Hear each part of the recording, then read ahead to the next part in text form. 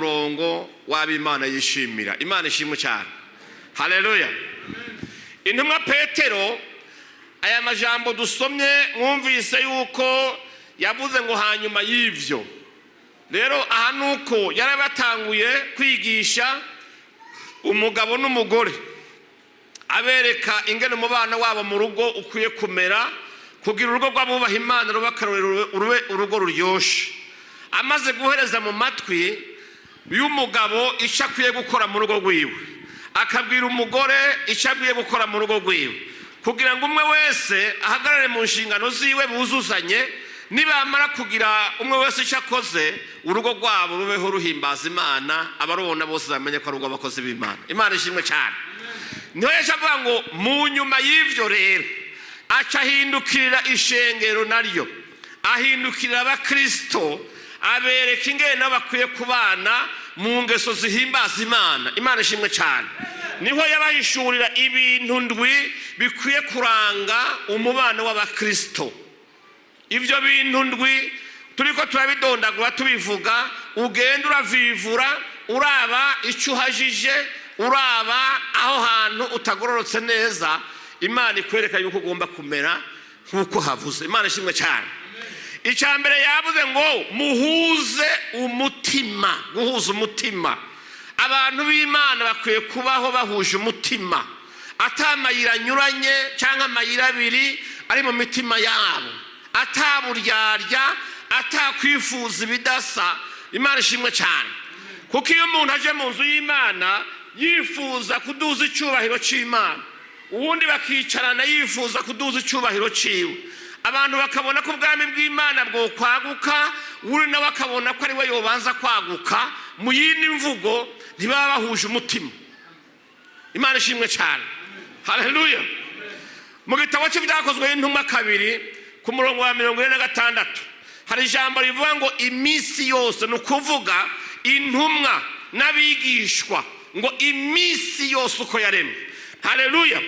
Ngo bashishikara kuja mu rusengero bahuje umutima, bafise umutima uhuye, nta macakubiri yaba muri bo,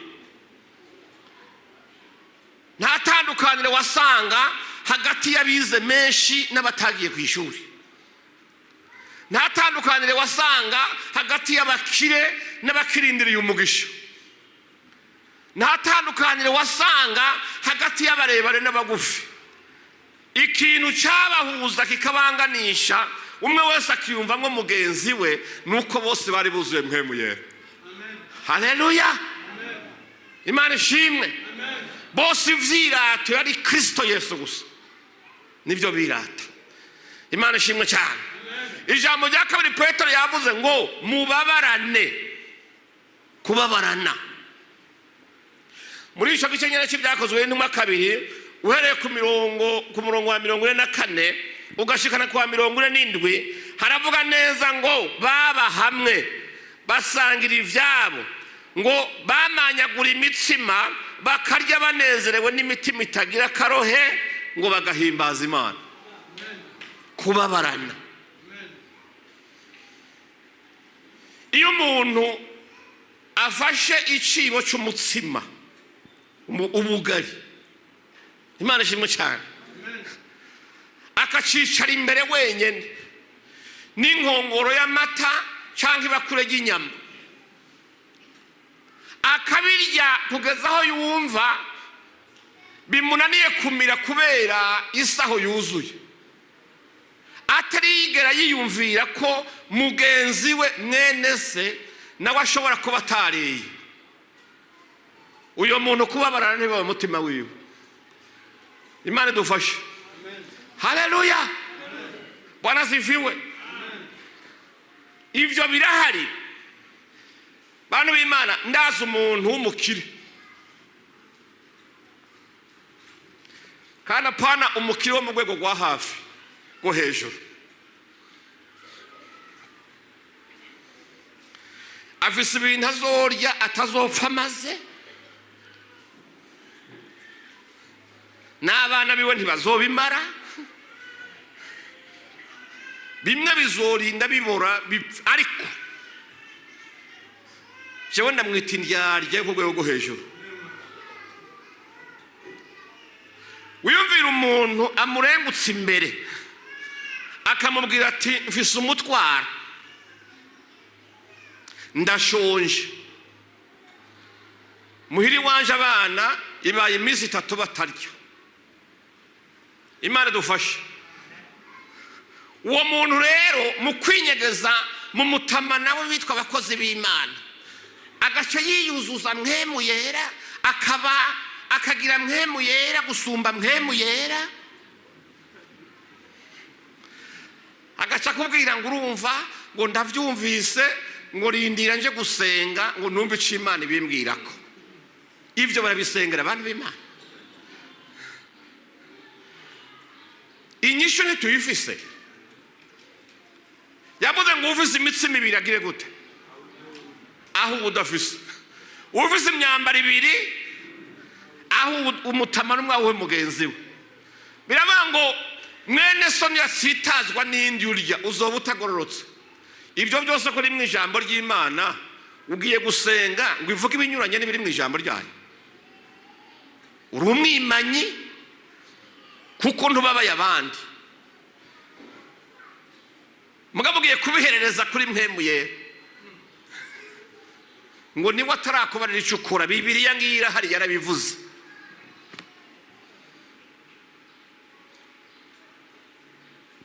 Icya kabiri ni mubabarane. Kumva ubabaye kubw'umubabaro canke ivyago vya mugenzawe. Mugabo birababaje kumva umuntu ariko arahimbaza Imana anezerewe kubera ivyago vya mwene wabo, kandi uwo muntu abikora yarakijijwe, abatezwa mu mazi menshi, abesha abantu ngo yuzuye mwemu yera kandi atari vyo. Abantu benshi iyo umuntu abitegereje nta mwemu yera mufise ibigumbagumba gusa. Ikizakwereka mwemu yera si uko umuntu yigaragura imbere, si uko umuntu yorira ngo ubone ko yarize. Ikikwereka mwemu yera ni mu gihe yasohotse ishengero ageze muri sosiyete. Ntuzobonera umuntu afise mwemu yera. Nayo ngaha ho usanze basenze ugasanga umwuka wahuzuye, Imana ishimwe cyane.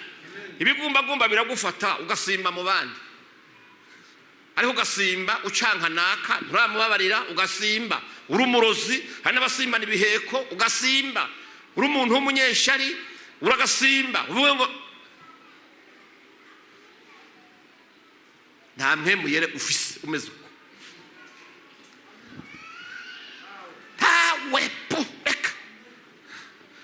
Mwemu yera ataganza ivyiyumviro vyawe usohotse uri hanze,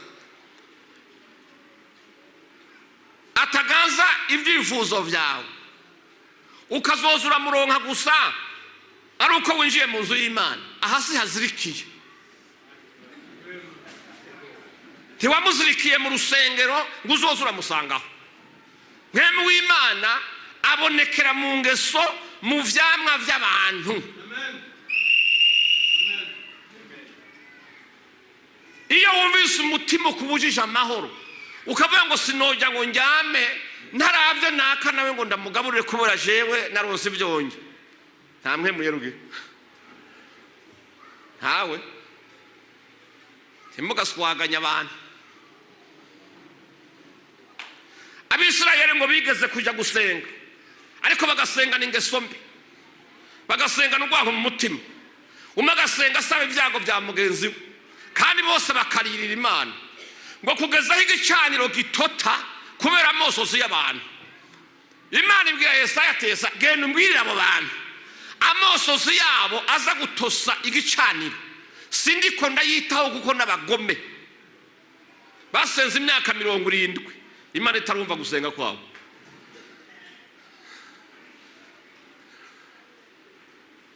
Amen. Haleluya. Amen. Mubabarane. Icya gatatu yavuze ngo mukundane nk'abavukana. Amen. umwanditsi wa zaburi y'ijana 33 umurongo wa mbere yavuze ngo ni vyiza kandi ni ivy'igikundiro ngo ko abavukana babana nyakubana.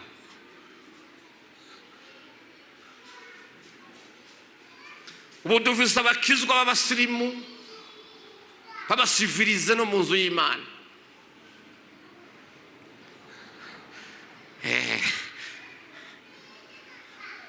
Imana dufashe. Umunsi umwe nigeze kubwira ubutumwa umuntu mwere yansunikiye kuja kumuraba mu biro, ndamwigisha ndamwereka ivyo arimwo yuko bizomutwara habi, aranyugwa. Mugabe ikintu cagiye kumbangamira n'akantu k'igisirimu kari muri we.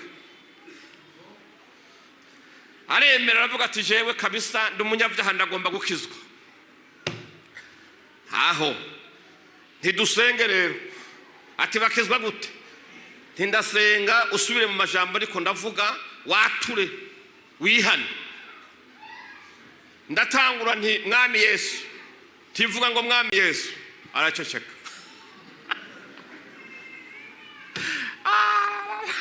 Tisubiramo kasa ngo sawa, kasubira nti mwami Yesu, wapi? Acavuga ngo apotre ureka twumvikane ngo jevyo baningisha byose navyemeye ngo kabisa ngo mugabo ngo ibintu ngo byuko wovuga ngasubiramo ngo kameme ngo nawe uravyumva ko ngurumva ko ivyo bintu kabisa ngo yangono kabisa nti none bigende gute? Ngo basi reka twumvikane ngo binyandikire ku rupapuro ngo we ni wagenda ngo ndugana ibiro ngo ndabyisubiramwo ndi jenyene. Mbwa ibintu byuko wovuga ngasubiramwo ngo vraiment ngurumva ko ngo kameme ngo kuri nivo yanje ngo urabona nawe no. Ndavuga nti nanje mu kukakira nagize uko nyene. Naturi imbere y'ishengero baravuga nsubiramo. Ubwo wansi sindabikwandikira amaraso yawe ndayakaravye uzopfuje muri gihenomo. Yesu yavuze ngo uzogira isoni zo kunshingira intahe imbere y'abantu, nanye nzogira isoni zo kumwemanga imbere ya data n'abamarayika biwe. Paulo yari docteur mu mategeko, yize mu Bugiriki, atahana diplome iteye ubwoba mu mategeko, ariko niwe yavuze ngo agakiza ubutumwa bwiza ngo ntibuntera isoni. We wogira isoni gute zukwemanga umwami w'abami uwaremye ijuru n'isi, Imana idapfa, Imana ishimwe cyane. Haleluya. Mugabo kagenda uribabura ngo umugenzi wa naka kubera ari umunyacubahiro gusa ho uravyemera. Ariko wo kubwira abanyacubahiro isi maze guhamba ingene bangana, ntuba wishimira urya gwawe bo mukunda, ariko ntukamugire ikigwamana. Muze mugende murabe ku mpanda ni hato nimva ntoya paraporo ziri mwiza. Uzugenda uraba amadoktora aryamye hajya muri ziyamva, bashize kwisima barugara, bari bavuze amaproje akomeye, ariko barapfuye barahamba. Imana idapfa yakuremye ifise nimwe muzaye mu minwe, baravugira ngo yemanga utoya koba kamema ari kwisuzuguza. En fait normalement ubiravye donc oya reka ivyo bintu bireke. Imana shimwe cyane, cyabugufi wikubita imbere y'Imana urambarare. Imana ishimwe cyane. Haleluya. Yohana icete cya mbere murongo wa icete cya gatatu murongo wa 10 wa 18 yavuze ngo ufise ibintu byo mwisi akabona mwene data wundi akenye akazitira imbabazi kuri uyo, mbega ugukunda Imana koguma muri we gute? Kibazo ngico. Imana ishimwe cyane. Arabana navuga ngo ntidukundane mu majambo canke ku rurimi, ahubwo dukundane mu byo dukora no mu kuri. sanda gukunda zo mu majambo ni myinshi, ariko izo mu bikorwa nizo Imana ishaka, nazo ni Imana idufashe. Habe n'urukundo Imana yakunze abantu, ntiyavuze ngo ndabakunda gusa, ntiyavuze ngo narabakunze gusa ngo igeza oya. Bibiliya tubwira ngo kubw'urukundo Imana yakunze abari mu isi rwatumye igira gute? Itanga. Urukundo rudatanga sigo nubwo ibihumbwa ugusiko n'umuguruka w'urukundo, ariko urukundo ruratanga. Kristo mu kudukunda yitanze ubwiwe, aramanikwa arapfa mu kiringo cyacu kugira ngo abone ingene gucungura. Nta muntu yo kubwira ngo aragukunda azi ko ushonje kandi we yamba ku butumbi agenda aratura imibe, muhura yiteye ibiti mu menyo, yikokora ibitunguru byamuheze mu majigo, atura umube uvanze mu kivuguto n'amakoka, bacababwira ngo monami ngo sava, abwira abantu ngo uyu muntu ndamukunda vraiment. Mumukunda gute? Kutamukunze ukiri kuri rumuri bisorori.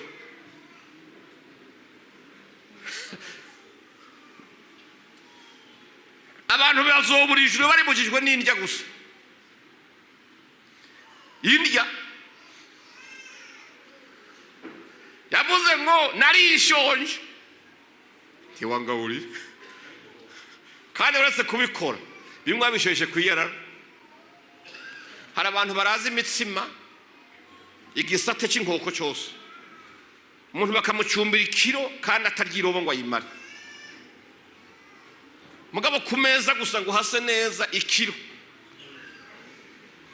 bagaca bamuha n'ikiro cy'inyama z'imisoso, isororo ukwayo, indagara zumye ukwazo, izikaranze ukwazo, ibitunguru bibisi ukwazo, ibyaciwe mu mavuta ukwazo, inyama z'impene ukwazo, inkoko ukwazo, akabenze ukwazo.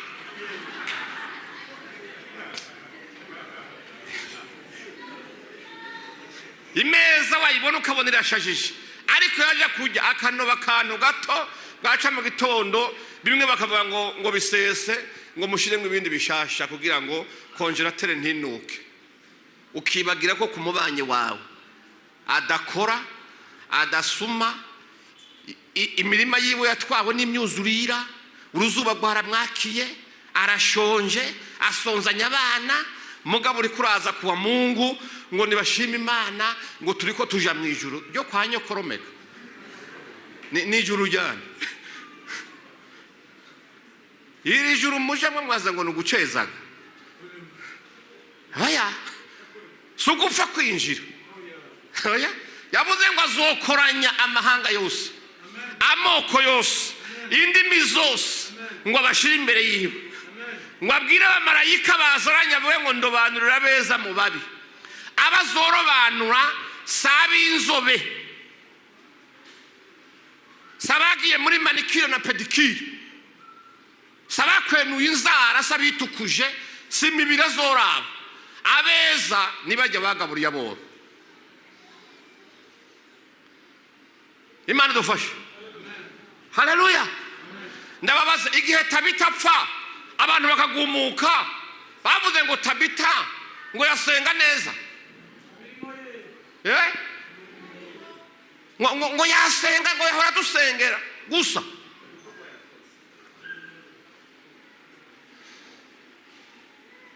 Ngo Tabita ngo yataze cyacumi cyamenshi ntapfe.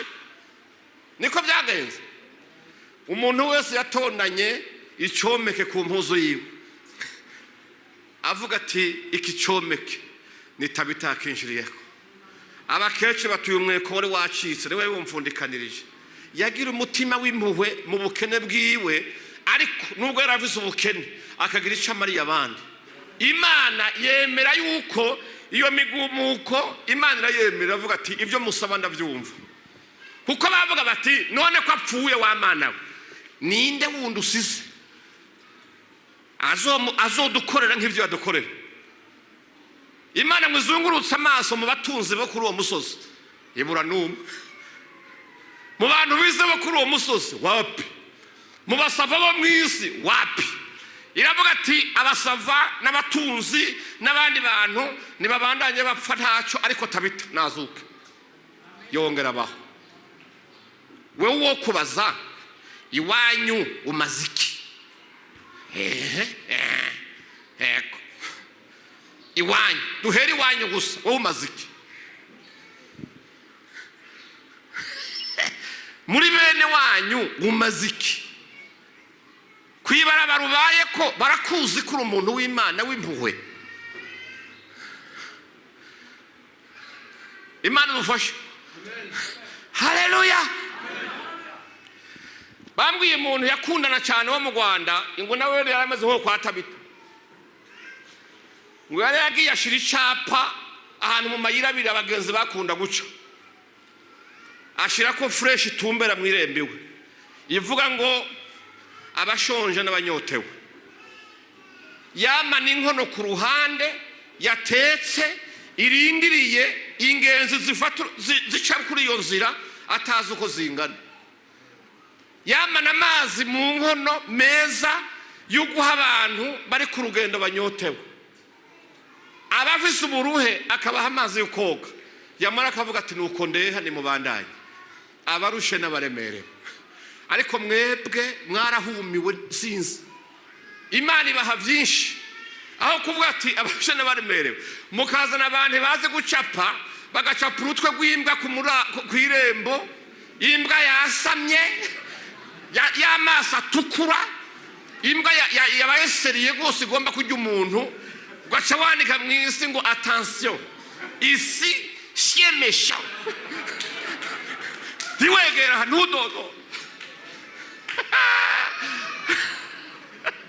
Nta muntu yonywa amazi wawe, nta muntu yoharuhukira, nta muntu yohasaba indaro, nta muntu yogutabaza ati ndagowe. Ni siemesha gusa. Nkiyumvira iyo siemesha yacapwe ku muryango, hagati y'uwabicapishije n'iyo mbwa yacapye, mesha n'uyu.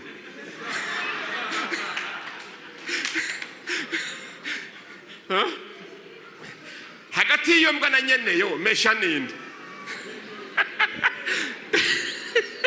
Imana idufashe. Haleluya. Umuntu ngo yogira ubutunzi bwo mu isi, amafaranga, imirima, ibigega bikabomba ukabikuzura, ahagira imikuku y'inka, hagira ibintu byinshi, ariko yabona umworo ngo umutima we akawukurotira ngo kugira ngo imbabazi ntiziwinjiremo.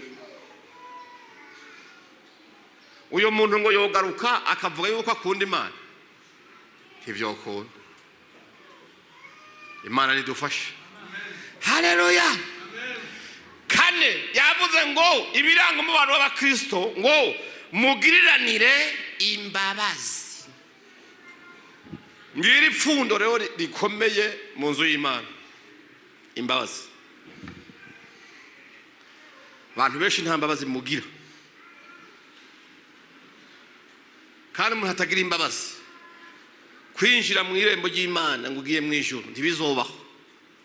Yabivuze ukiriho, arabisiga, twama turabigusomera, mugabo iyo wumvise imbabazi uvuga ngo iryo jambo ngo bagigishije nabi, ngo ntibazi ibyo yankoreye, ngo yabazi ingane yambabaje, ngo ntibaza barivugisha ibintu by'imbabazi.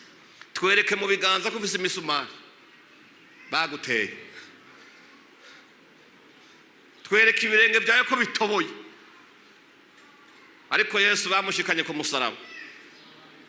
Abo yagaburiye nibo bariko bavuza, nibo bariko baritabiriza bavuga ngo nabambwe, nabambwe, nabambwe.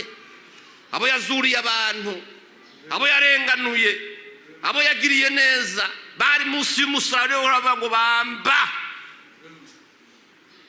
Ariko Yesu ntiyarabye ububabare afise mu biganza no ku birenge n'amacumu yo mu rubavu, ngo yarangamiye mu ijuru avuga ati data we bababarire kuko ntibazi icyo bakora. nta kintu gitanga liberite kibohora umuntu nk'imbabazi. Iyo wabariye umuntu wumva uri uhuru kabisa, wumva umerewe neza, ikibazo gisigariwe, woba wibohoye. Imigisha Imana yazibiye, Imana ikigira ati uranyugururiye reka ndaguhezagire rero, kuko Imana igomba imbabazi. Imana ishimwe cyane. Wibuka amajambo Yesu yavuze mu butumwa bwiza bwa Matayo mu gice cya 18. Yatanze umugani w'abantu bari bafite amadeni babiri. Umwe yari afite ideni shebuja, baramukondrora basanga yarahomvye ivy'abandi. Igihano kwari kumunyaga umugore, bakamutwara n'abana, bakaja kubacumukuza ngo bakorere ya mafaranga bazoyishura. Uyu mugabo ngo aragenda yikubita imbere ya shebuja, ararira, araboroga, aravuga ati databuja, nagize ingorane, mbabarira, nzoyarondera, nzokwishura, ngirira ikigongwe. Shebuja abo mwana mwiza aramuraba, aravuga ati sawa niwitahire. Ngo agisohoka ageze mu irembo hariya, agongana n'uwundi muntu nawe amufitiye udufaranga dukeya. We ahagiye kubabarirwa menshi, ariko ahuye n'uwundi nawe amufitiye ideni. Ntiyibuka imbabazi ahagiye kugirirwa na shebuja, ngo afata wawuna mu kanigo arakunkumura, aravuga ati aho nakurondereye unyinyegeza, uno munsi vyatwe nawe birarangira, urayamba canke baraguhamba. Abakozi bo kwa shebuja barabibona, ngo bayibone bazunza imitwe, baravuga ati mbega umugabo w'igipfu. Biruka kwa shebuja, terega wa muntu wababarira kuri ya mafaranga arisha umuntu. Amwishe gute? Ati bahuriye ngaha asohotse, yaramufitiye udufaranga kandi dukeye ubusa, atamwimye imbabazi, arakunkumuye izosi agombye kuri mukurako. Ngo shebuja ararakara, yibuka imbabazi yamugiriye, aramuhamagara ati mbega umuntu gito munyakibi, ndakubabariye ibingana kuri nawe birakunaniye kubabarira umuntu agufitiye dukeya. Imbabazi zanje ndazisubiyeko. Ngo amuhereza abasirikare bamujugunya mu ibohero. Imana dufashe cyane. Yesu aravuga muri conclusion rero ngo na data wo mu ijuru niko azobagirira nimutagirirana imbabazi, ngo umuntu wese aharire mugenzi we bivuye mu mutima. Niko bizogenda. Agakiza twarose twarakaguze, twarakavunikiye, si imbabazi yatugiriye. Imana dufashe cyane. Icya gatanu yavuga ngo mwicishe bugufi mu mitima. Kintu cyitwa guca bugufi kinaniye abantu, yemwe abantu kirabananiye pe. Imana dufashe cyane. Haleluya. Usomye mu cyete cya mbere cya Petero cya 5 umurongo wa 5 wa 6, aravuga ngo mwese mukenyere nk'isentire, mukenyere ukwicisha bugufi, ngo kugira ngo mukorerane. Hari abantu benshi bamenyeye gukorerwa gusa, bo n'abapatro bakoresha abandi, bo babona gukorera ubundi muntu we wabusuzuguritse. Ariko ibi bivuga ngo hamwe byoshika abantu bose bakicisha bugufi, umukuru yokorera mutoya kandi akumva nasuzuguritse, yofasha mugenzi we. Imana idufashe cyane. Yavuga ngo Imana igwanya bibone, ngo ariko abicisha bugufi ikabaha ubuntu, ngo ikamushira hejuru mu gihe gikwiye. Guca bugufi ntiguca umugongo, guca bugufi guca inzira. Aha mwahumvise? Uyu mugani mwahumvise? Guca bugufi ntibivuna umugongo, ntibica umugongo, ahubwo bica inzira. Iyo uciye bugufi, Imana ivuze ngo igushira hehe hejuru mu gihe gikwiye. Reka nakwereke, hari ibihembo bihabwa umuntu aciye bugufi kandi yubaha Imana. Kandi ibyo bihembo abantu ugiye kubiraba nivyo abisi bamaranye babipfa. Umuntu yo kwica mugenzi wabirondera, ariko Imana ishizeho inzira imwe gusa yo kubironga. Imana dufashe. usomye mu migani 22 ku murongo wa 4 haravuga ngo ingero zo kwicisha bugufi no kubaha uhoraho, iya mbere ngo ni ubutunzi, icya kabiri ngo ni icyubahiro, icya gatatu ngo ni ubugingo. Si ibyo dushaka? Umuntu atunze akaba umunyacyubahiro akongera akagira ubugingo, hari icya kane kinzi kizamo. Ibyo ngo Imana ibigerera abantu baciye bugufi bakongera bakayubaha. Imana dufashe cyane. Haleluya. Kandi nama nabiraba kenshi.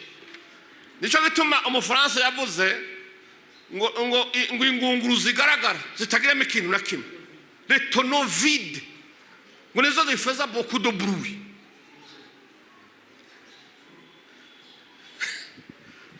Abantu benshi biterera hejuru bagahonyanga abana, akenshi usanga atakintu bamaze. Nubwo butunzi birata ntibabusumbya abandi. Ingorane imwe gusa nuguhura n'umuntu akiri mu mafaranga mashasha. Udufaranga dushasha dutera ibisazi. Umuntu akenera ko abantu bose bamenya ko yarose, ariko umuntu amaze kuyaronka neza akayabika ntiwo bimuha, ntiwo menya nuko ari umukire, aritekerereje ntabwo amavuze. Mureke ndababaza, hari umuntu arumva ugwama muri banki, winjiye muri banki hari ugwama wumvayo, ni kubera iki? Hari amafaranga. Hari umukene aje muri banki, abanyamafaranga bahure nta gwamo, nta muntu avugira hejuru, nta muntu yishima ku wundi, uje gutora make n'uje gutora menshi batonda ku murongo. Na gacherere gusa, abantu bose baciye bugufi. Muguzi urabe umuntu aguze ikiyere mu kabare k'ugwagwa ntibamukira, ni ngorane. Agomba ko abantu bose bamuririmba bagire gute, yaguze ikiyere mu kabare k'ugwagwa. Numukene yatonze ahaboro bari nawe aronka baruta. Ariko wakumva amajambo havugira mu kabare k'abakera niho wumva umuntu ahubwira ngo we no kwica nkakuriha ngo ndavye amafaranga mfise. Aho rero ntagira umuriyoni, ni jana rimwe gusa afise ku mufuko, yayabone gutya akabona n'umutunzi ntazopfa ngo yo kwica umuntu akamuriha. Ariko uzuraba ahantu banywera za champagne ziyaze kugwa miliyoni n'amamiliyoni, nta muntu atata n'uwundi, nta n'umuntu amenya ngo nakaraborewe, n'imodoka zaba yinyonza aborewe ntayigonga. Ariko abantu bakeye barago, nico gituma Imana benshi itabaho umugisha. Ariko Imana yoguha ibihumbi 100 ukaraza abantu badasinziriye, ejo mu gitondo ikazoguha umuriyoni. Imana yokontribiwa mu guteza umutekano muke mu bantu. Ivuga ati uyu muntu niri 100 riramurengeye, ubuso wo mu giti cy'abotunga amamiliyoni ikakugumiza. Imana nidufashe. Ndeka nakubwira no mu nzu z'abatunzi amavorime y'amaradiyo yabo avugira hasi. Tavyo murumva? Hari ugwama murumva kwa amaradiyo iyo muri kumarengana mucikirira no mwirohera. Ariko uzo winjire mu bwiza uraho.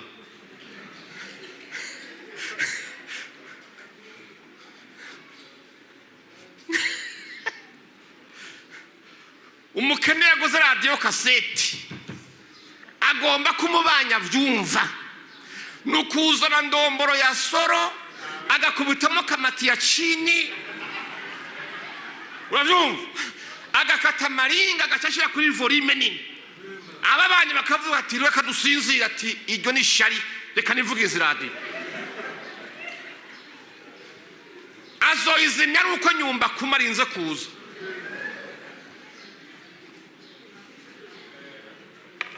Ariko mu nzu z'abamaze kubona ati turakize, nta kwama uruhari. Uri muri salon ntamenya ko uri mu cyumba ariko yumviriza radio. Ni buke gusa, akaziki kanyengetera katamumena amatwi, ariko ahenshi biragoye. Imana dufashe cyane. haleluya. Icyubahiro uze wumvise ugaze mu biro by'abakuru, hari umuntu avugira hejuru, wagiye kurondera nyakubahwa ugenda ukankama, ugenda ubwira abantu kuri gitangaza. Ushika muri sekretariya batemuze uri kuvuga cyane, vuga bukebuke, hano nta gwamaro havugira, bakakwereka aho urindira ugatuza. Haleluya, kuko aho hantu hamota icyubahiro. Amen. Imana dufashe cyane. Nta nduru, nta uvugira hejuru, nta bweruzi, tushika wibaraguza ngo uvuye ngo wibabura ngo igitangaza, ngo nje kuvugana na boss bavuga ati ceceka, turamubwira abanza utekereze. Yindi gatuye. Mugaba abantu benshi bamwe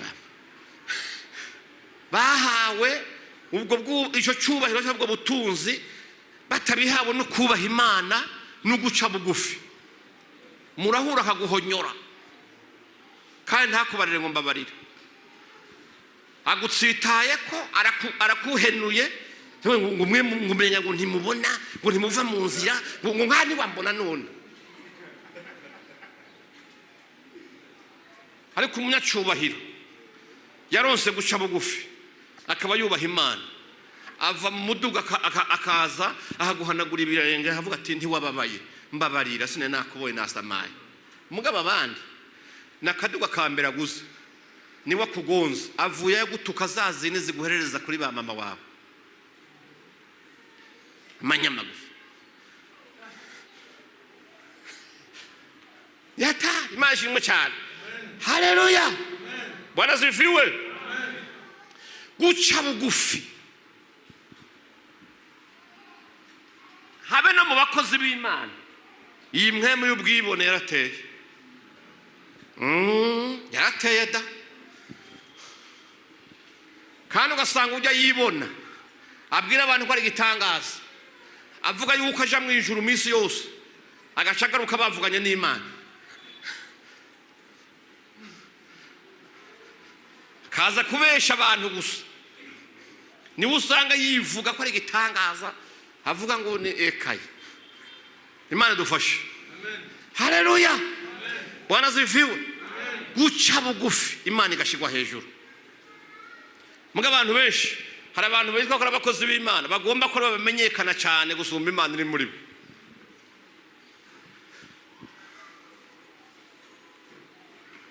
Amen.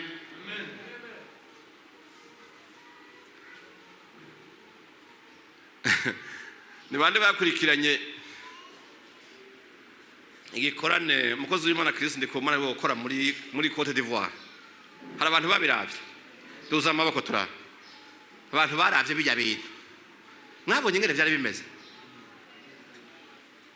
Mbwiza ukuri, iyo Kristo ndikumana atari umuntu aciye bugufi, yamenye Imana akamenya iciri n'icari. Mbwira umunsi yari gutaha arimeze nka bwa bugabo mpora mbona,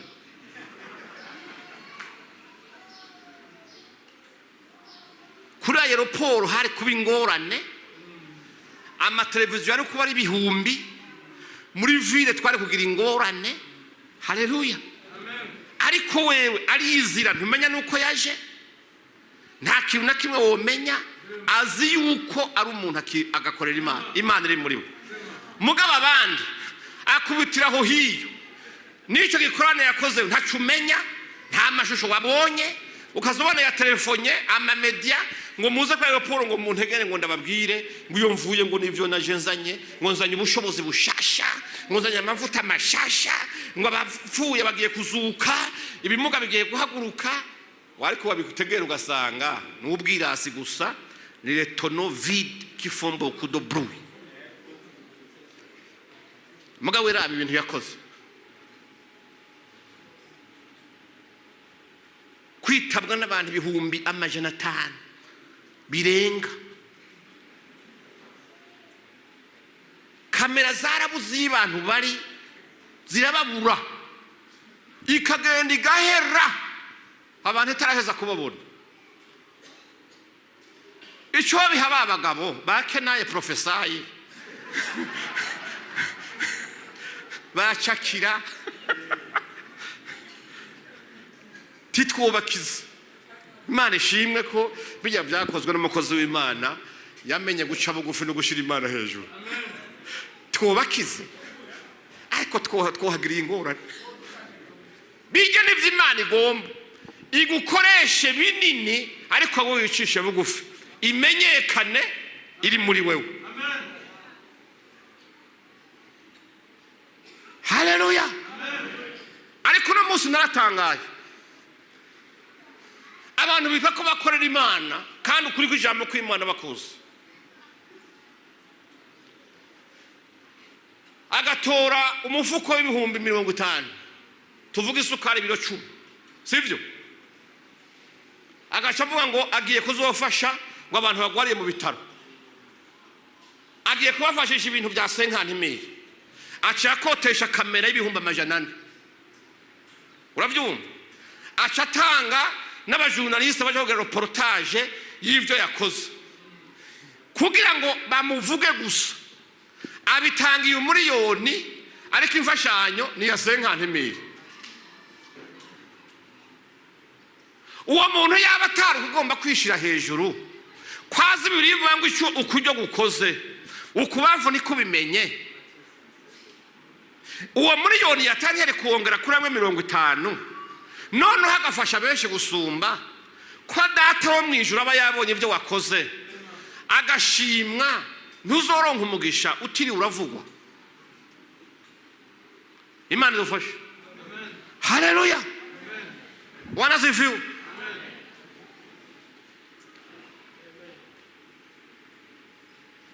Reka ndababwire nugufasha umuntu ni vyiza kandi Imana irabikunda. Muga si vyiza ko umufasha ngo wongere umukozi isoni.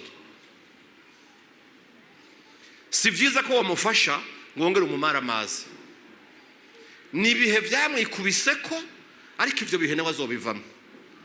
Si vyiza ko abantu bose bomenya yuko indya naka ari kararya ari wazimugaburiye. Nibikenewe ko abantu bamenya ko impuzu banaka bambaye ari waziguze. Ariko benshi nibyo bitangaza bavuga ngo barakora, nibihesha icubahiro bonyene gusa, ni publicité bigirira ariko si ibyo guhesha Imana icubahiro.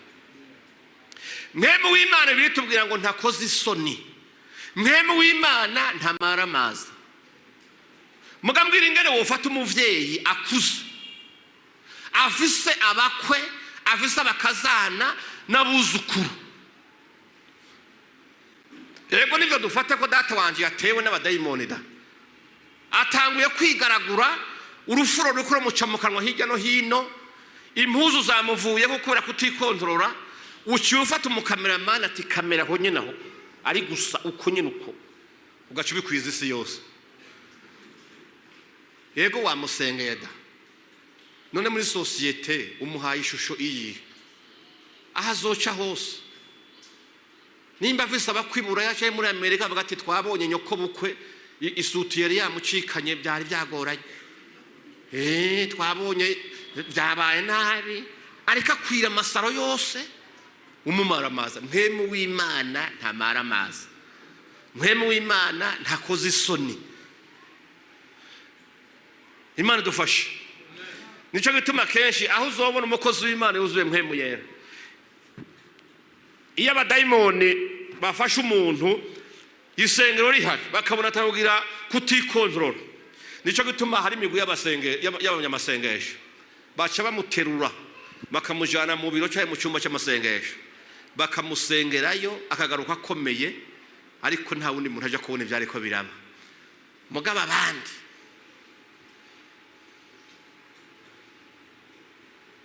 abarozi bigize abakozi b'Imana baroga abantu bakabarisha ivyatsi nk'inka, baze kubwira abantu bose bakunama bakarisha ubwatsi nk'ivashi. Ngo hari ubushobozi bwande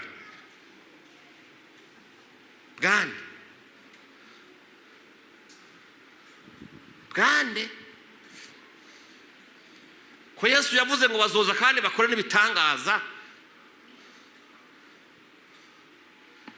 Umuntu agakura ibirato bakamesa ibishesheti, tuzi n'imisa byambaye ingene bingana, amazi yabimesuyemwo here ngo abantu bagwaye mu nda banywe ngo bashobakira uriye umwanda umiza ama mikrobe ngugirukire none n'ubwenge buba bwaratakaye abantu b'Imana. Nico gituma ngomba kubabwira abantu b'Imana, ubushobozi bw'Imana ntibuza gutura abantu hasi, buza kubahindura bakava mu ngeso zabo mbi.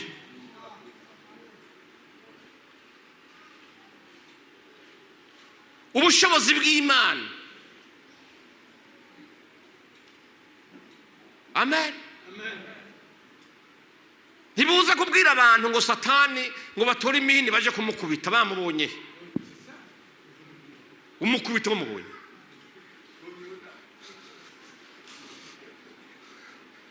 Abaririmbyi kumva ngo Satani akipita teke teke teke, aho uramukubise teke rero.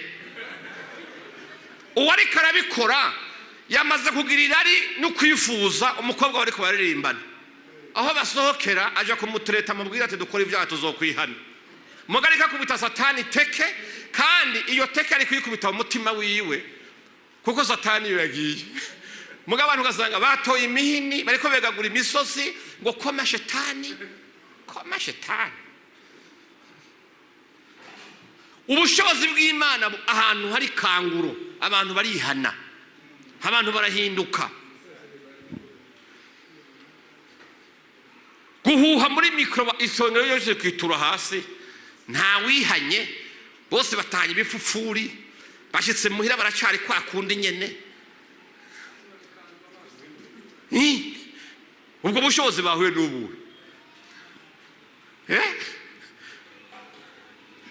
ahantu hari kangura umuntu ahinduka mu mutima, ahinduka mu ngeso. Abantu barihana bakira Yesu Kristo nk'umwami n'umukiza. Nico cyitwa ikanguro. Imana ishimwe cyane. Nayo ikanguro ryo kwitura hasi no kujya ivyatsi no gusigwa amavuta, ikanguro ryo kunyweshwa amazi ngo y'ubushobozi, ariko ibyo sivyo. Kanguro no kwakira Yesu Kristo nk'umwami n'umukiza. Abantu bakarambirwa n'ivyaha, bakumva baransi ivyaha, bakumva bararambiwe, bagakumbura Imana bakihana. Niyo kanguro. Amen. Haleluya. Ubugingo ngo uwamaze kuburonka rero ubugingo ndakubwiye. Imana ishimwe cyane. Usanga mwene umuntu yarose ubugingo uzomubona anengesereye gutinya Imana n'ivyagezwe byayo. Niwe afise ubugingo. Imana ishimwe cyane. Zaburi y'umunani umurongo wa 4 haravuga ngo umuntu niki aho umwibuka cyangwa umwana w'umuntu aho umugendera. Uyu yari Dawidi umwami, amaze kugira ivyubahiro n'ubutunzi bwinshi, nta kintu cyo kwifuzwa mu isi yarakeneye, ariko inyota aravise n'imwe gusa. Amaze kuzura ubugingo muri we, yabonye yuko igikomeye nukubaha Imana no gusonera ivyagezwe byayo. Imana yamugendera ntiyikubita ku bitugo ngo nakarenda umwami ngo Imana ngo yateza kuza. Oya, yari isuzugura agaha Imana icubahiro kugeza hatangara no kubaza ati Imana uravye icuri wewe umwana w'umuntu je nari iki kugira ngo ungenderere, nari iki, nari iki. Urumva umwami avuga ngo je ndi iki. Imana dufashe cyane. Yavuga ngo ntimugare ikibi ku kindi, ikindi cya 6, ntimugare ikibi ku kindi, ntimugare igitutsi ku kindi. Paulo yandikira Abaroma mu cya 12 umurongo wa 21 aravuga ngo ikibi cyoye kukunesha yamara ikibi ukinesheshe iciza. Ababahama ntimubavume, ababahama mubahezagire. Umuntu yagukoreye ikibi ntukaje kumwihora ngo ukore ikindi kibi ngo uvuye ngo neho wamunesheje. Ijambo ry'Imana rivuga ngo uwagukoreye ikibi ni wagomba kumwihora musubize iciza. Ababavuma mubahezagire. Ubwo rugero ruvuze bake, ukumva umuntu yohezagira umuntu yamuvuga ni bake. Murinda muvuma batabavumye, wohezagira wakuvumye. Imana idufashe cyane. Haleluya. Bwana sifiwe. Ababahama ntimubavume ahubwo mubahezagire. Icindwi nukuvuga ngo muhezagirane. Muhezagirane. Ubutumwa bwiza bwa Luka 6 kuri 728 harabangwa ariko mwebwe ndababwira ngo mukunda abansi banyu, mugire neza ababanka, muhezagira ababavuma, musabire ababagirira nabi. Ngo nico mwahamagariwe kugira ngo namwe muragwe umugisha. Voilà. Haragumye ni kwipfunda. Umuntu yogurira icupa wari muhaye ni sawa, ariko wamwimye biragoye. Imana idufashe. Uwa kwimye ni ibintu bigoye, ariko ijambo ry'Imana niko rivuze. Hari abantu baribwa mu nda hafi yo gufata umuti kubera bumvise umwansi wabo yagiriwe neza. Umuntu akumva arababaye kubera uwo yanka Imana yamwibutse. Imana uzoyibuza guhezagira abansi bawe. Abo wanka sibo yanka. Imana yanka umuntu numwe, yanka ibyaha gusa. Imana yanka umunyabyaha, yanka icyaha kiri muri we. Nawe ntiwibaze ngo umuherereze w'Imana ngo ngukunda gusumba ikukunda abandi. Wapi urihenda. Nabandi rabakunda. Nabandi rabakunda. Iguhaye byinshi ntiwibaze ngo yabimaze ngo nta wundi zoha. Oya, nabandi rababikiye irabifise. Nigihe cyabo gitaragera gusa. Yavuze ngo ariko mwebwe ndababwira. Ni Yesu ariko arababwira. Keka ngo mu isezerano rya kera umuntu bamukuyiginyo nawe yavuga ati nanze umukurira indi. Tibizijana. Umuntu amumenye ijisho yavuga ati nanjye nzomumena abiri. Sinzopfa ngo nijane jewe. Zopfana umuntu. Yesu arababwira ati sawa ariko mwebwe ndababwira ngo. Haleluya. Haleluya. Mwebwe ndababwira muhezagirane, ndababwira ngo mukunda abansi banyu, mugire neza ababanka, muhezagira ababavuma, musabire ababagirira nabi. Ngo nico mwahamagariwe kugira ngo namwe muragwe umugisha. Kuragwa umugisha bifise condition. Amen. Bifise condition. Tugomba gukizwa ku buryo wumva ugera ahantu ukunda abantu bose. Udacaguye wakwanse, udacaguye wakugiriye nabi, udacaguye kugirire gute, niho uri mu gishingo ca Kristo. Ahandi ho ntaco busumbije abandi. Kandi biri yavuze ngo mbega niwe agomba gufasha ugafasha mwene wanyu gusa, ukima abandi uzoba usumbije iki abapagani batamenye Imana. Bo ntibafasha bene wabo. Niwe agaburira abakunzi gusa, usumbije iki abari hanze y'urusengero ko nabandi babigira gutyo. Ariko mwebwe ndababwira ikintu gikomeye, muhezagirane muhereye hehe gukunda abansi banyu, mugire neza ababanka, muhezagira ababavuma, musabire ababagiriye nabi. Ngo nico mwahamagariwe. Amen.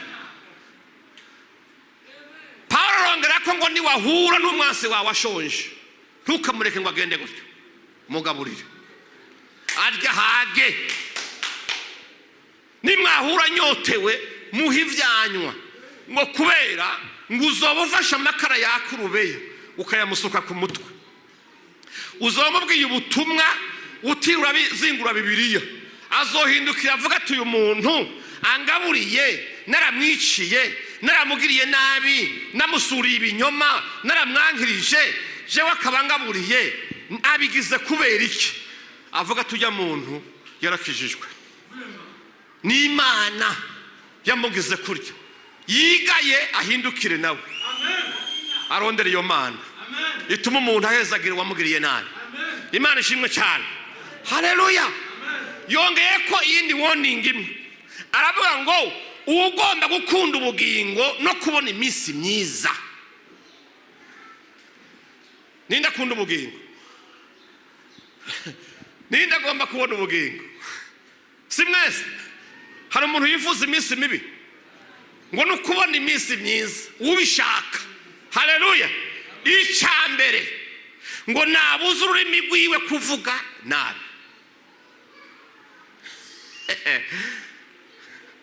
Uwifuza ubugingo agomba no kubona iminsi myiza, hindero ururimi rwawe urubuze kuvuga nabi. Ururimi, imvugo mbi, Imana dufashe cyane. Haleluya. Ngo narinde iminwa yiwe kuvuga ibyo guhendana, arinde iminwa yo kuvuga ikinyoma, ngo azibukire ibibi akora ibyiza, arondere amahoro ayakurikire. Imana ishimwe cyane. Haleluya. Yakobo yavuze ngo umuntu niyigira ngo n'umunyedini, ngo ariko ntafate ururimi rwiwe, ariko agahenda umutima wiwe, idini y'uyo izoba ari y'ubusa. Attention bantu b'Imana. Biravuze ngo ururimi ngo nakagingo gato Imana yashyize mu zindi ngingo z'umuntu, ngo ariko ngo umuntu atakaravye neza ngo ni kibi kingana isi yose. Akarimi ni kabi kandi arakagingo gato. Yatanze akaravuga ngo kujya ngo akambi k'ikibiriti gashobora guturira ikibira cyose kikaka kangana kurya, ngo niko n'ururimi dushobora konona ubuzima bw'umuntu, ubugingo bwawe bukononekara kandi arakagingo gato kari mu muntu. Ururimi goteranya sosiyete, ururimi goroga n'ibihugu, ururimi goroga ishengero, abantu bakankana bakamarana hafi kwicana bazize ururimi kumwe gusa rw'umuntu umwe aze guteranya abandi. Imana dufashe cyane. Haleluya. Waraziviwe. Rushobora guhumanya umuntu. Usanye mu Bakolosayi 4:6 hari ijambo ritubwiye niyo tubabaye, niyo wumva uri kuvuga uwo wanka cyangwa uhuye n'umwansi wawe, ntukamubwire umushinyaguriza. Oya. Havuga ngo imvugo zanyu zamana ubuntu bw'Imana, zirunzwe umunyu. Imana ishimwe cyane. Ngo kugira ngo mumenye ingene mukwiye kwishura umuntu uwo ari we wese. Imvugo zanyu, Imana ishimwe cyane, zamana ubuntu bw'Imana, zirunzwe umunyu. Akamaro k'umunyu ari umuntu atakaza ni ukuryosha. Inge baraziguha zirura, zibishe, zitagira gu, ariko washiramo akunyu hagashiramo inge zikaryoha. Imvugo zanyu ngo zibe zuzuyemo ubuntu bw'Imana. Imana ishimwe cyane. Zirunze umunyu ngo kugira ngo mumenye uko mukwiye kwishura umuntu wese muvuganye. Haleluya. Mu bimenyetso Yesu yavuze, Pawulo yavuye yandikira Timoteyo, ibimenyetso bizoranga umuhero w'isi, kugaruka kwa Yesu. Hari ibintu bimwe biri muri urwo rutonde mu bibi byabuzwa bizoba mu gihe cya nyuma. Turabonamwo abantu bamenye ngo n'abantu bakunda gutukana. Kandi icyo maze kumenya no mu bantu bakijijwe baratukana.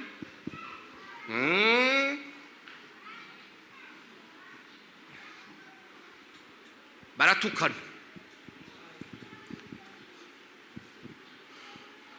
Abagore bagatuka abagabo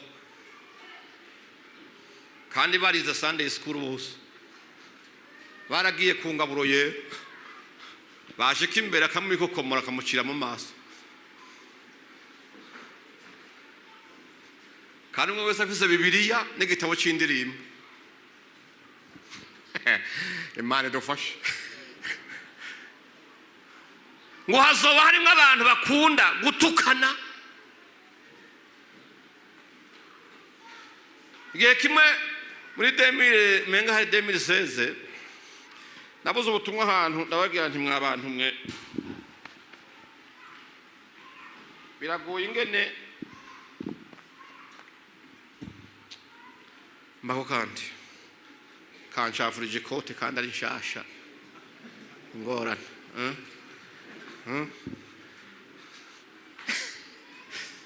kote kaye mwari bwayimburaniye ikote yemwe ni nshasha no kuri kw'Imana isohotse umunsi none rabi ngene ba ariko ntacyo ariko kuyogeje ntimuyamba. Amen.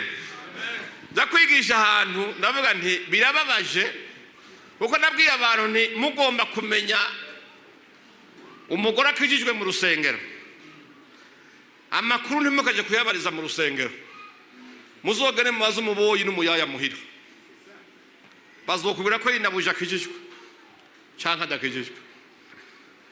Benshi muza muri ko muriruka muza ngo muracerewe ngo guhimbaza Imana ngo ishengero ryatanguye mukaza mubatutse mubagize yondo yondo. Hagera kwitegeza bati uyu muntu agiye hehe kwe agiye gusenga iki ibitutsi mu gitondo ibitutsi saa sita ku mugoroba ajyamana ibitutsi kandi mu kuryama agapfukama agasenga agashima n'Imana ko yamurinze akibagira gusaba imbabazi ko yatutse umukozi kuko umenga umukozi si umuntu. Umukozi aranyereye isabuni iramunyereranye amenye igikombe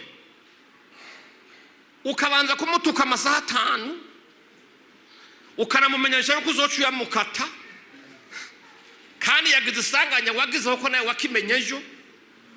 Mwabagore mwe ntimumena ibirahuri mwebwe ntibirabamenekana nta masahani mumena mwe ko abagabo banyu batayabishuza.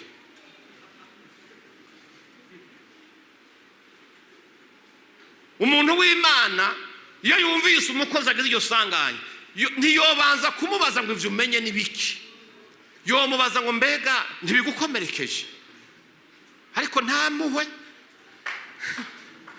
bigombe bimucino izo ingorane n'isahani yawe imenetse hama ngo uri kuja mu ijuru ryande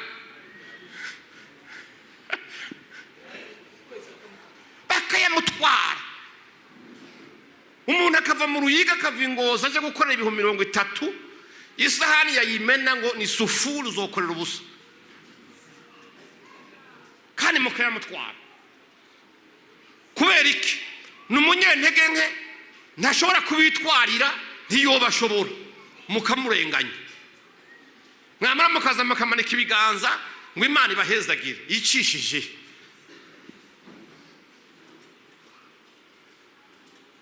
Hari abagore dufise mu masengero bakijijwe bajya no kungaburo yera bategeka abakozi babo guteka gusa bagahisha ariko kizira ko barura. Hari abantu iwanyu umukozi atarura ndabesha umukozi niwe yakase inyama yazihereye azironga arazikaranze isosi baye novu ibintu bimeze neza arapfundikiye. Ubu rero mu kuzikata bamwe hari abantu bazikata bakazishirako n'amatwi kugira ngo umukozi niyashitura ko nagatoya inyama ntibayisanga uko bayimuhaye bavuga ati ndagufasha yashituye kama gacavuga ngo azoriha ikiro cyose atakiriye. Ariko mwabantu b'Imana mbwira ingero ushobora kwarura indya zose mukazijana mu nzu mukazirya uwazitetse yicaye hari inyuma mukamwima n'umufa. Hari abagore bari gito baje no kwimotereza indya z'abakozi bakimotereza amasahani ngo bumve yuko ngo atamufa w'inyama umotako.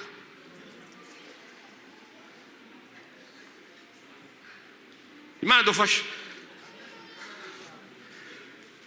Musi umwe muri karitsiye nigeze kwicarira ku irigara ry'ababoye umunsi umwe ndiko nditemberera sanga aho bageze irigara njambo ndiyicarira baranteye inkurusha baranga ati boss bati ibintu birakomeye uwo munsi ni sawa kabisa ndabyumviriza kumbe ntibamenye ko ndi kwishuri Imana ishimwe cyane haleluya ariko nsanga abantu benshi muri nibijuju ntimugira ubwenge wobuza umuntu kujinja ari wazitetse umuntu ashatse yo kwica umuryango wose ugahera ubwo mwe mugira ubwenge mwebwe ukamukorera ikibi umusigarana isafuriya ukamusigarana inzu yuguruye amafurigo yose aruguye ibintu byose biri ngaho mugabo ukamuturubika ntumenye ko umunsi umwe satani yomugenderera agashiramo ikirorina canka kandi kandi mwese mukuma mugapfa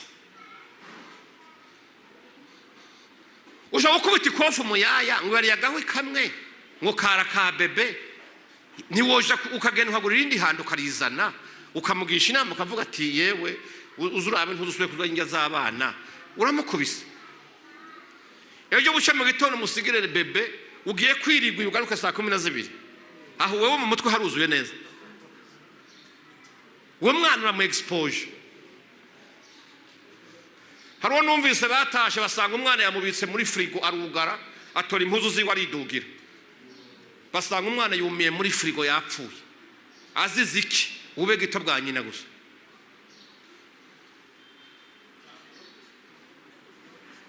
nukuri kwima na Mose aba mama oye aba mama muriho Mose muhuye n'umupanga wa Mana ishimwe cyane haleluya Bwana ziviwe ariko yavuze ngo mu bibi bizoboneka hazamwe abantu batukana abakabiri ngo nabantu bakunda kunegurana abandi abanyeshari abandi bose bashimye ko nakaraberewe mugabo wewe bakugezeho ngo mugabo ngo tubiravye ngo tubiravye ngo nyene ngo yego ngo sawa ngo mugabo nguravye ngo ari ukuntu nyene ngo bitari imeze neza wigipfungo nticapfunga neza oya yaraberewe nishari gusa kunegura hari abantu batigera bashima igikorwa gikozwe n'undi muntu nubwo coba ciza gute ibi keneye gushimwa bibi vyabo gusa uwo muntu akumve uvuze neza uwundi murabipfa abaneguranye gusa nakaga ni wagendana canke ukabana n'umuntu w'umunyensaku wowe utagira insaku ni kibazo hari abantu mu buzima tudakunda insaku iyo twicanye ukaba atakintu ufise ngo umbwire insaku urandambira nkivira hasi nkagenda Imana ishimwe cyane kuko ubugomba kunyanduza mu vyiyumviro no mu bwonko bwanje hari abantu bateba ku ntege nke z'abandi kandi zabo zozo ziri hafi kubica ngo bapfa atokwigira ahindukiza amaso ngo yibone intege nke ziwe wanegura abandi gusa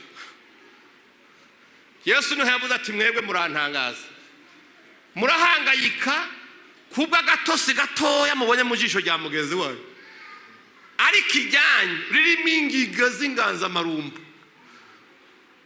kunegura abandi kandi amanegurwa menshi aboneka cyane cyane kuri wewe Imana idufashe haleluya ngo hazoba hari abantu barementaniriza abandi abantu bakarema ikinyoma bakakirema bakagihagarikaho bahakimatanya na naka umuntu naka bakamumenya uko batari bamuzi bakamumenya nabi abanyentege nke bakamwankira ikinyoma cawe ariko mu nyuma bakazoja kumenya yuko ryari rementanye hari abantu babayeho bazi gucreya des histoires zitarizo kugira ngo batere icankiro abandi Imana ibafashe cyane abantu b'inkazi abantu birandamuke Imana idufashe cyane haleluya ariko naganda kubwire yewe nubwo nawe ukomeje kwiyerereza ururimi rwawe hari abantu bagenda bayerereza ururimi n'umunwa bagenda bavuga abandi nabi Imana dufashe cyane. Haleluya.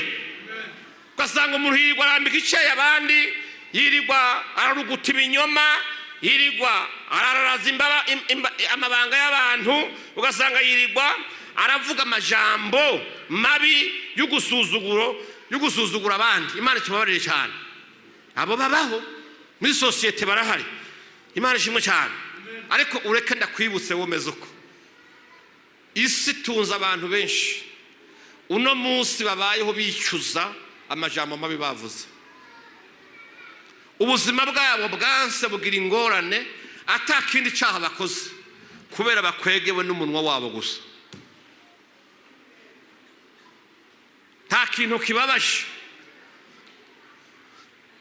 kuko muri kuravuga ko nakataca azovamwo, nakatazoguterana intambwe, ibi nabiriya, ugenda uvuga ibintu bitari byo, Imana ikabishira ku ruhande umunsi umwe ikamugucisha imbere mutakinganya mu gihagararo.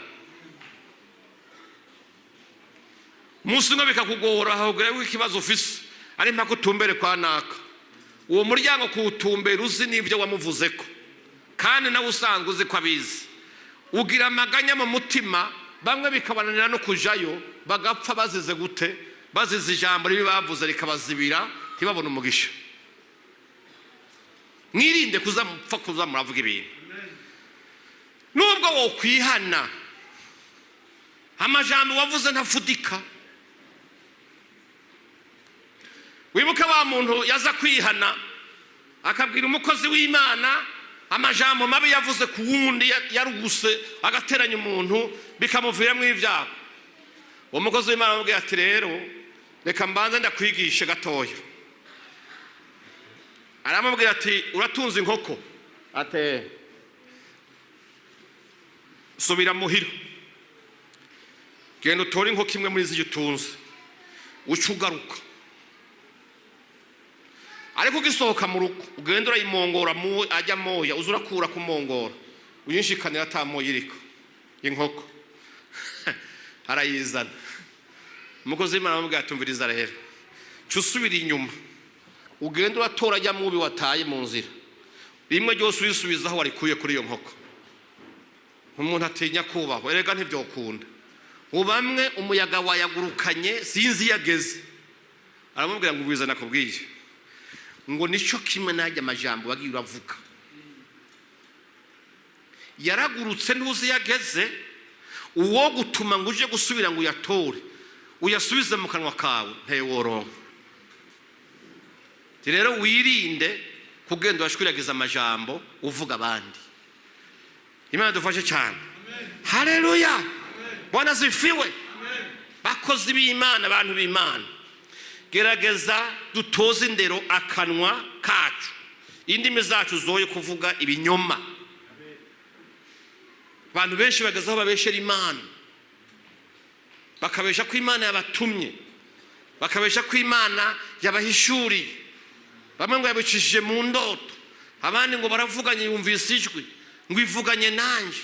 Ariko ugasanga intumbero y'ibyo byose ni ukugira bibe abantu basahure. Mwene abo minsi yose yamafisi icyo Imana mubwiye uja kumuha we ntacaguha. Abantu barabeshera abandi. Abakozi b'Imana no munsi ni kuwa Mungu bahagaze imbere y'agatuti ngaho bariko bavuga ubutumwa, abandi bari ngaha bagira batanga ingaburo yera. Ariko ejo mu gitondo abanyene bagira bavyuke muri sentare kuburana, kandi bamwe bazo bagiye gusura ibinyoma. Ariko kuwa Mungu bari bambaye ibihete ngo buzuye mpemu yera, kandi ururimi rwabo Bibiliya yavuze ngo bishoboka gute ko mu isoko rimwe hodudubizamwo amazi abishe n'ayasosa. Hari isoko rimwe ntibibaho. Kirasa mu kanwa k'umuntu honyene niho umuntu ashobora kuvamo ikinyoma akavuga n'ukuri. Yakwibona ati ntibishoboka. Bibiliya ivuga ati ibyo byokunda gute? Tubuza akanwa kacu gucurika ibyagezwe n'Imana, turi kwinyegeza inyuma y'ijambo ry'Imana mu kugomba kurondera inyungu z'umubiri n'ubutunzi bw'umubiri. tubwire abantu kuri kw'ijambo ry'Imana, kuko ibyagezwe byose Yesu ntiyaje kubambwa kugira ngo abakozi b'Imana batunge bubaka amazu bagura amavewiti bagire bigisha abana buraya, sicyo cyamuzanye. Yagombye ngo abantu batoranywe bahabwe amavuta yo kuvuga ijambo ry'Imana, babwire abantu ijambo ribemeza ivyaha bihane, nibamara kwihana baho ubugingo bwabo Kristo. Ni inyungu z'Imana zihagaze. Kumara umwaka uvuga ubutumwa bwo gucakira imigisha gusa, utarabwira umuntu ngo hagarara imbere y'iciro cy'ijambo ry'Imana amenye ko ari umubeshi. Abantu bakazi yuko bazoja mu ijuru kubera ibikorwa byiza bakoze gusa, kandi basambana, kandi biba, kandi bica, kandi babesha, kubera ubube gito bw'abantu biswe ko abakozi b'Imana, bakabanyegeza ukuri, bakababwira ibyo bashaka kugira inda zabo zimerwe neza gusa. Imana idufashe. Haleluya. Bwana ziviwe. Akanwa kacu koye kwigisha amacakubiri. Bibiliya avuga Yesu yavuze ngo mubumwe nkuko jewe na data turi umwe. Haleluya. Ngo niho n'isi izomenya ko muri abantu banje. Ariko abantu bazana ibice mu nzu y'Imana. Abantu bapfa inkoko y'ishikanwa mwatanze bagatangura kuvuga ngo urabona wowe uri wacu, ngo shaho urabona, ngo nukuzuramenya uhagarara, ngo ukamenya aho wegamira. Ntimwegamira umuntu numwe. Mwagiye mu nzu y'Imana murondera Imana mutarondera umuntu. Ntimwaje kuba abafana ba pasteur, ntimwaje kuba abafana ba apotre, ntimwaje kuba abafana ba prophète. Gera ikirenge mu cya Yesu. Niryo zina ryonyine ryahawe bari munsi y'ijuru, kugira ngo abagomba gukizwa bose barikirizwemo. Haleluya. Warazifiwe. Ni mu izina rya Yesu Kristo gusa. Amatita abantu bimanikamwo ngo kugira mu batinye mu bemere ngo bafise ibintu, oya, ni izina rimwe gusa. Nimba utari kugera ikirenge mu cya Yesu, uhagera ikirenge mu cyanje, uhagera ikirenge mu cya pastor, ndakubwira ngo warazimiye. Urazimiye kurikira Imana. Je bishobora gushika nkagwa, cenga kosha, ariko Yesu ntakosha. Aragororotse. Numunyakuri. Haleluya. Afise n'imbabazi. Imana idufashe cyane. Amajambo yo kwishira hejuru. Nagiye ahantu badutumiye mu ikorane, mpurira n'abantu babavuga butumwa bakubwira ngo, ariko hari n'abantu satani itiza amayeri yuhugira abantu bibone. Umuntu mu kumuhagurutsa bakavuga ngo tugira twakire ngo umukozi w'Imana wadasanzwe, ngo rurangiranwa, ngo ishamamare. Yewe gaye, aho hantu hazoba guhenze. None wewe ni wabicamamare Imana ugiye kuvuga uyamamaza ryari? Bigatera abantu bwibone, aho gutangura kuvuga ubutumwa bwiza umuntu agatangura kuvuga CV yiwe, akamara mu minota 45 bamuhaye 30 akayivuga, akayimara avuga CV yiwe gusa, izina rya Yesu ritaravuga. Yamara kubiheza ngo yizaha, yafise diplome zingana uku, maze kuja mu bihugu bimeze gutya, naricanye n'abatunzi. Igihe kimwe nari muri aeroport, naho twari mu hoteli ya 7 étoiles, urumva tuhura n'abantu bakomeye, ibintu bimeze gutya, naranditse ibitabo, iminota ikagenda, isaha bamuhaye igirihere, akabona kuvuga ngo dusome ijambo ry'Imana. Waje kuvuga Imana canke urivuze? Ubwibone. Imana ishimwe cyane. Haleluya. Amajambo y'ubuteka mutwe n'amajambo y'ishari.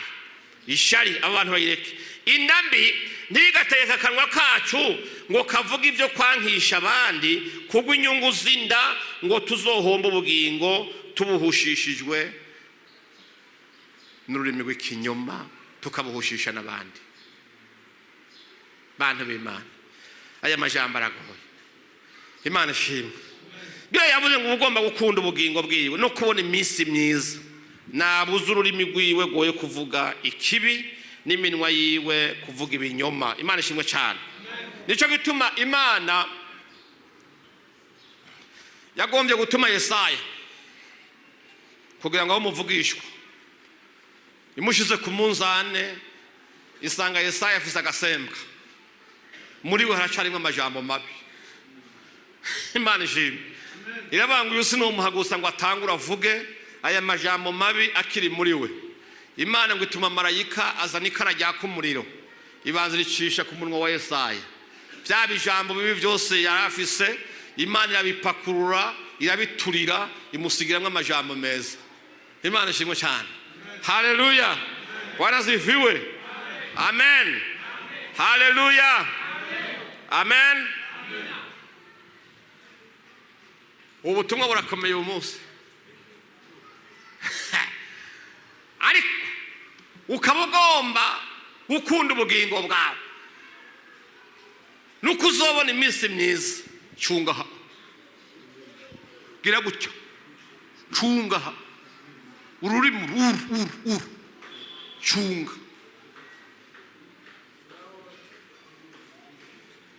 Cunga.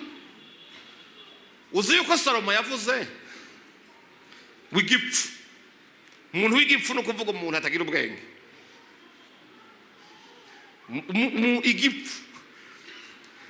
Igipfu kiye kikicara mu basava bavuze ama PhD, bavuze ama doctora, bize duruwa nka zimwe zabaga Mariya na ba Pahoro, akicaramo gusa bakagira amadeba y'ubwenge, ariko ngo kikaguma cihoreye. Uzi yuko ngo basohoka bacita ikinyabwenge? Aho hano mwahumvise ngo n'igipfu iyo cihoreye ngo bacita ikinyabwenge. None cizwe ikinyabwenge kubera iki? Kubera kitavuze. Iyo kije kuvuga bari kugira bati yampaye kega n'imponyora bitaba wa mugabo, bakavuga ati aha waje gukora iki? Mugabe ngo igipfu cicanye n'abanyabwenge kikicecekera ngo bacita ikinyabwenge. Ubwa mbere ntibamenya icyo wari kuvuga, ntacyo bazi.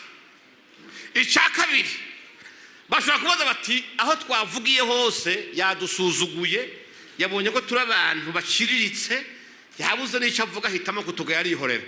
Naho kumbe mu mutwe hatekeye amazi gusa. Icyamutabaye ni iki? Guceceka. Haracecetse arihoreye. Ariko abantu, hariho abantu mu cyicaro icyo ari cyo cyose agomba gushyira mu iturufu, no mu byo atumva ashyire mu iturufu gusa. Niyova hatavuze akantu. Muri subject yose akeneye guparticipa kandi atabyumva. Imana dufashe cyane. Nicyo gituma rero Bibiliya yavuze ati umuntu agomba gukunda ubugingo bwiwe abuze ururimi rwiwe kuvuga nabi. Aho ni hazobona iminsi myiza. Bega yemwe mu guhamagara simpava mpamagara nabi nkabura abahaguruka. Imana dufashe.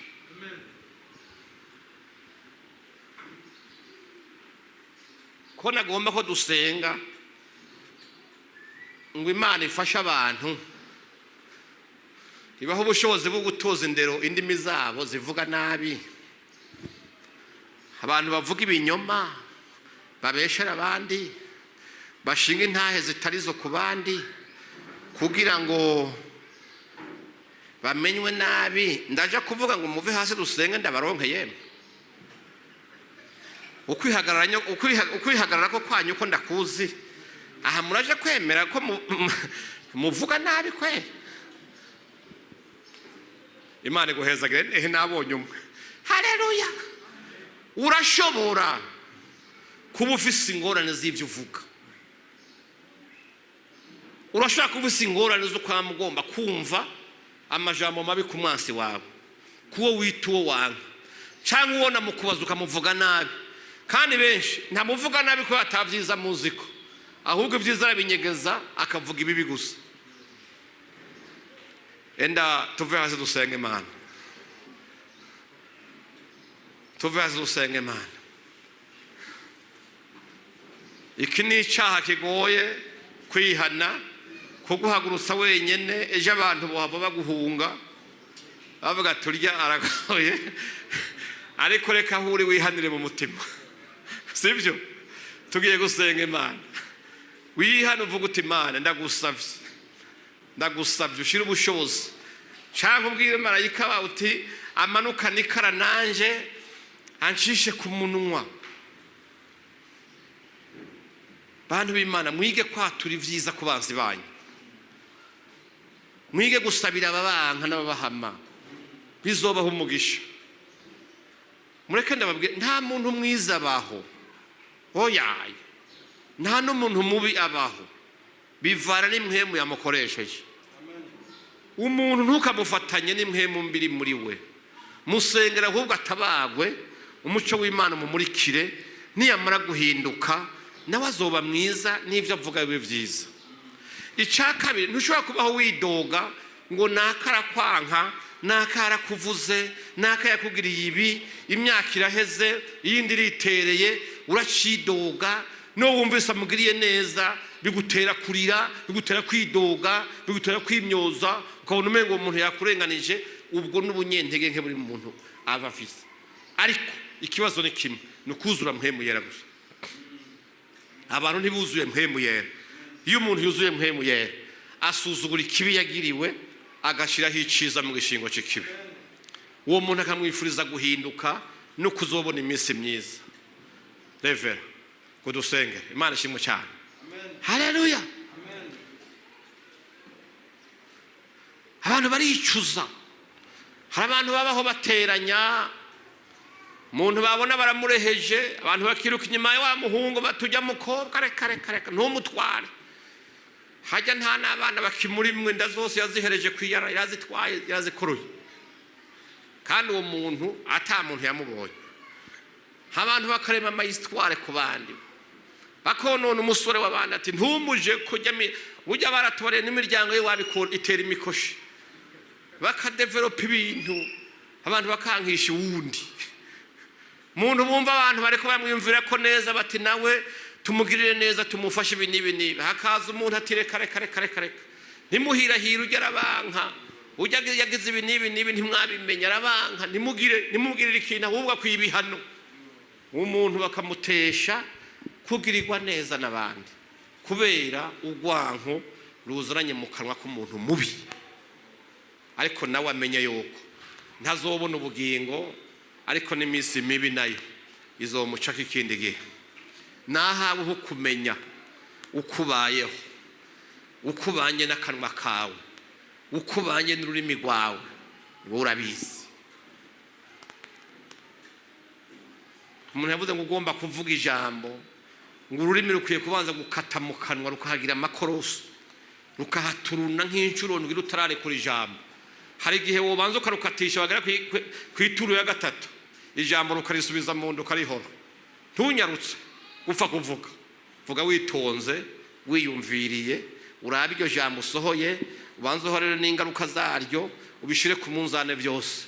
Niwamara kubona bizogera ingaruka nziza, bigahesha Imana icubahiro, ntivyonona ubugingo bwawe, ntivyonona ubugingo bwa mwene wanyu, urisohore ni ryiza rije guterera mu mibereho myiza. Ariko n'iryaba ribi rigumye, Imana ibahezagire. Urakiranuka Mana y'imbaraga, ubwoko bwawe buganditse muri kino kibanza, turatsinzwe kubw'ijambo ryawe. Hari Kristo aho ugeze birahinduka.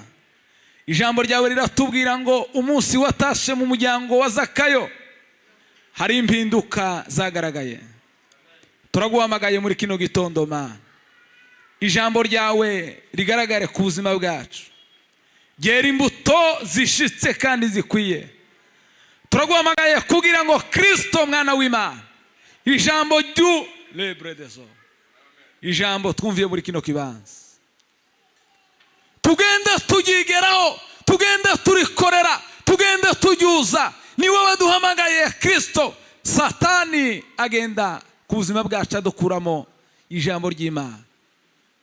Turaguhamagaye kugira ngo twururukirize mwuka wera, aduwe kugira ngo ijambo ryawe ribe muri twe rigwije ubwenge n'imbaraga. Ijambo ryawe ribe muri twe ridukorera ibikomeye, ritubere intsinzi ikomeye, ritubere ikiraro, ritubere byose muri byose. Turaguhamagaye kugira ngo Mana uhe umugisha umugaragu wawe watekeranye rino jambo, uhe umugisha umuntu wese wumvise ijambo ryawe. Tumenye ibyo tuvuga, tumenye ibisohoka hagati mu buzima bwacu. Muririmbyi yaravuze ngo ururimi ni akantu gato, ariko amagambo yarwo arakomeye, asenya imiryango, asenya ingo, asenya ibikomeye. Turaguhamagaye kugira ngo Kristo utwigishe kuvuga, utwigishe uko tugenda, utwigishe Mana uko dutekereza. Turaguhamagaye kugira ngo duhe ubwenge. Salomo azamuka ku musozi yarakubwiye ngo Mana y'imbaraga, arakubwira ngo Mana yanimitse, arakubwira ngo icyo nsaba ntabwo nsaba ko abanzi banje bapfa, ntabwo nsaba gukomera, icyo ngusaba ni ubwenge. Uramubwira ngo usabye ikintu cyiza, nzakongerera n'ibindi biruta ubwenge. Turaguhamagaye kugira ngo Mana ijambo ryawe ribe muri twe, rigwije ubwenge, imbaraga z'umwuka w'Imana, imbaraga za mpwemu yera zimanukira ubugingo bwacu. Turaguhamagaye kugira ngo Mana iri jambo tugende tugigeraho, titurishire kuri bamwe. Icyo tugusaba Kristo nuko akanwa kacu kaba akanwa k'abagaragu b'Imana. Amagambo yacu abe meza, amagambo yacu abe meza mu miryango, amagambo yacu abe meza. Turaguhamagaye kugira ngo wiheshe icubahiro hagati mu buzima bwacu.